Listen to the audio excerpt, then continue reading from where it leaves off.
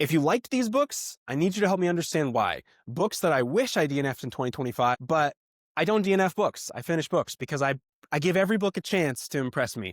Wrapping up 2025, these are the books I didn't like. If you've been on this channel for more than 5 minutes, you already know my first two, Katabasis and Babel. If you loved these books, if these books did it for you, I really want to understand why. I don't just dislike the author. I don't have prejudice against these books, but I just didn't think they had good storytelling. I wanted to like Babel a lot, but I felt like instead of really focusing on good character development and good world building, it was more of the author's personal opinions and agenda that they wanted to push, which is totally a fine choice for an author. I just don't think it lends to good storytelling in the way that it was done. That's for Babel. For Katabasis, really wanted to like this book as well, but I just thought the storytelling was clunky. I thought that the way the author wanted to tell this story about these characters descending into hell did not make a cohesive story. Liked the flashbacks in the story more than the main story, but Babel and Katabasis, I'm not going to recommend them. And if I DNF'd books, I would have DNF'd both those books. Got to places where the pacing was off and I was like, I'm bored. Why am I here? Why am I still reading this book? I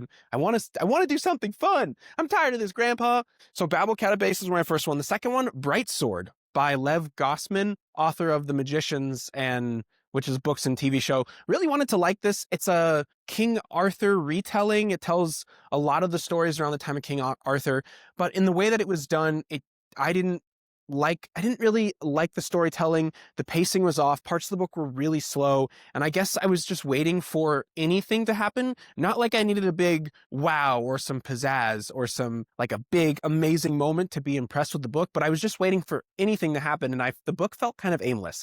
Again, it was a retelling. So I know that part of it was not trying to be a clear beginning, middle, and end, but Bright Sword just didn't do it for me. Next one, The Troop. That was a horror book that Curtis and I read early on. I felt like it was weird and I wasn't scared, and maybe it's just me, but it just felt disturbing and a little gross, but not in a way that like, I was like, wow, this is like so well written. I'm disturbed and gross. It's gross. It was just more like, I didn't really enjoy reading The Troop. Sorry. But if you liked it, tell me why. The last one, bit surprising, maybe not one I would have DNF'd because it was short enough for me to get straight through. Stardust by Neil Gaiman. That one, there's a movie from 2007 that I never watched, but I picked up Stardust as my 99th or 98th book of the year because it was a shorter book and I needed to get a couple more books in for the year. And I just was not super impressed with it. The storytelling was fun and whimsical, but the character development felt a little shallow and the world building felt a little shallow. And I've read some amazing short stories this year, so I'm not giving it the pass because it's a short story.